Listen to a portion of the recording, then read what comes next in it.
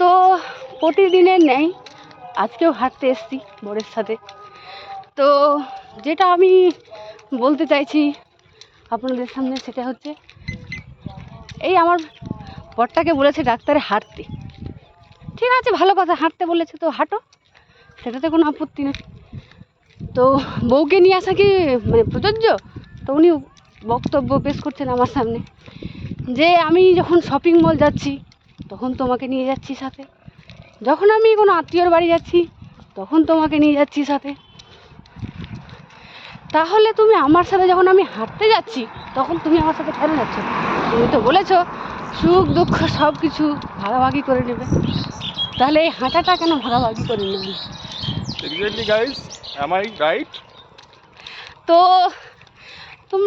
তোমাদের মানে কে কে এরকম আছো যার হাজব্যান্ড এইভাবে মানে তোমাদেরকে বলে তারপর রাজি করিয়ে নেই? যেহেতু আমার খুব ছোট্ট একটা বেবি আছে 9 মাসের মতো, তাকে তো রেখে আসে আমার পক্ষে সম্ভব না প্রতিদিন হাঁটা।